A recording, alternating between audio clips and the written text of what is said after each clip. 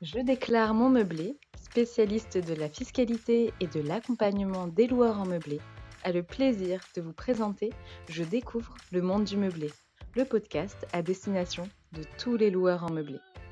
Que vous envisagiez de vous lancer dans l'aventure de la location meublée ou que vous soyez déjà fin connaisseur des avantages de cette activité, retrouvez-nous chaque semaine pour parler conseils, bons plans et suivre ensemble l'actualité de la location meublée.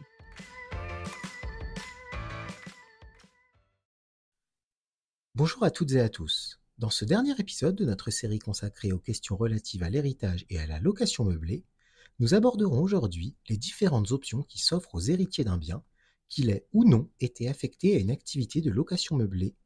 Une première option qui s'offre aux héritiers est de conserver et d'exploiter le bien en location meublée, ce qui peut s'avérer particulièrement judicieux afin de bénéficier de la fiscalité avantageuse de la location meublée.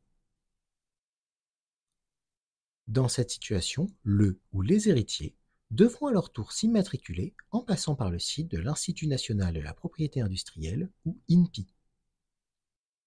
Du point de vue des démarches administratives, et dans le cas d'un projet de location saisonnière situé sur le territoire d'une commune appliquant la réglementation sur le changement d'usage, il sera important de vérifier que l'autorisation de changement d'usage obtenue préalablement était liée au logement transmis en héritage et non à la personne du propriétaire décédé. Car dans ce cas, elle ne sera pas transmissible et il faudra faire une nouvelle demande d'autorisation de changement d'usage pour continuer à pratiquer une activité de location meublée de courte durée. Une autre option, proche de la première, sera de débuter une activité de location meublée en y affectant le bien reçu. Dans ce cas, une vérification du règlement de copropriété s'impose en premier lieu et il faudra y apporter une attention toute particulière afin de s'assurer qu'une activité de location saisonnière n'est pas interdite par ce règlement. Il sera ensuite capital de s'assurer que le bien réunit les conditions pour être loué meublé, notamment en matière d'équipement, et que la liste des 11 équipements obligatoires fixés par le décret du 31 juillet 2015 est bien respectée, que ce soit en conservant les meubles déjà présents dans le logement ou en installant de nouveaux. Vous devrez ensuite déterminer le type d'activité qui sera exercée en location meublée, à savoir si vous prévoyez plutôt de louer le bien sur de longue durée ou de courte durée. En effet, la location meublée permet une grande flexibilité aux bailleurs qui peuvent choisir de louer leur bien ou sur la longue durée, en vertu d'un bail de location meublée de longue durée qui est généralement conclu pour 1 an et reconductible tacitement, ou d'un bail de location meublée dit étudiant, qui est un bail de location meublée classique dont la durée a été ramenée à 9 mois et qui n'est pas sujet à la tacite reconduction. Il vous sera également possible de louer en vertu d'un bail mobilité, conclu pour une durée allant de 1 à 10 mois et qui sera renouvelable en cours de bail, sans toutefois que la limite maximale de 10 mois puisse être dépassée. Enfin, vous aurez la possibilité de louer en vertu d'un bail saisonnier, qui permet de pratiquer une activité de location de courte durée et de conclure autant de locations que souhaité au cours de l'année, mais pour des durées qui ne pourront excéder plus de 90 jours pour un même locataire.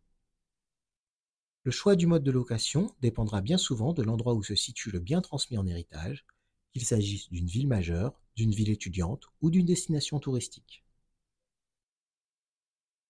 Gardez toutefois à l'esprit que si vous optez pour une activité de location de courte durée, certaines démarches supplémentaires devront être accomplies.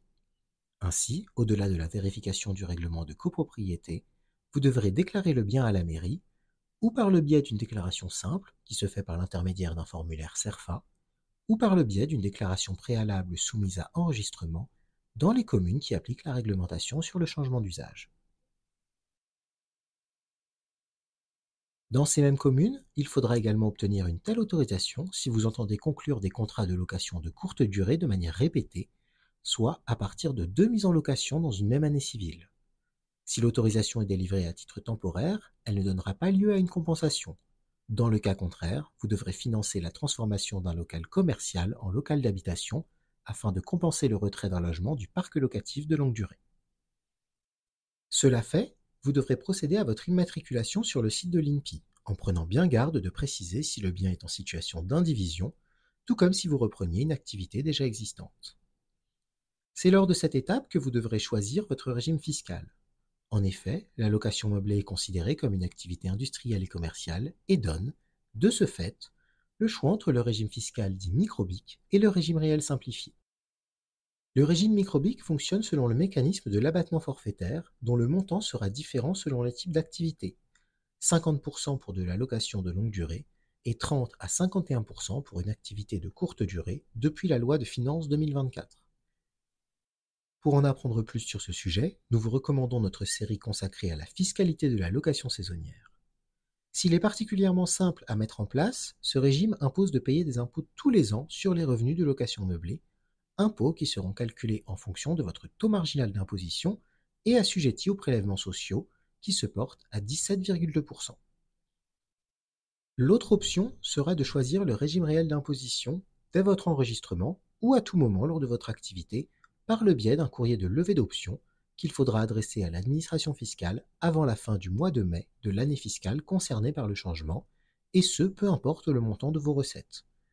Dans le cas d'un bien reçu en héritage, le régime réel pourra d'ailleurs être obligatoire si le bien est en indivision. Le régime réel d'imposition permet la déduction des charges relatives à l'activité de location meublée ainsi que l'amortissement. S'il est plus complexe, il est également le régime le plus avantageux dans la grande majorité des cas. En effet, il arrive très fréquemment que le montant imposable soit largement réduit, voire ramené à zéro, et donc que les loueurs en meublé ne paient pas d'impôt sur leurs revenus de location meublée pendant plusieurs années. À ce sujet, sachez qu'il vous est tout à fait possible d'affecter les anciens meubles présents dans le logement à votre activité de location meublée et d'amortir leurs coûts. Dans cette situation, il vous faudra rechercher la valeur de biens équivalents et dans un état similaire sur des sites d'occasion pour déterminer leur valeur. Une bonne pratique peut être de faire une capture d'écran des prix figurant sur les annonces afin d'éventuellement justifier le montant retenu lors du calcul de l'amortissement. Enfin, il reste l'option de procéder à la vente du bien reçu en héritage si les héritiers n'entendent pas continuer ou débuter une activité de location meublée, et à la condition, si tel est le cas, que l'ensemble des indivisaires soient d'accord pour la vente. Dans cette situation, il sera alors nécessaire de porter une attention toute particulière au calcul de la plus-value au moment de vendre le bien. Pour les particuliers, la plus-value correspond à la différence entre le prix de cession du bien immobilier et celui d'acquisition.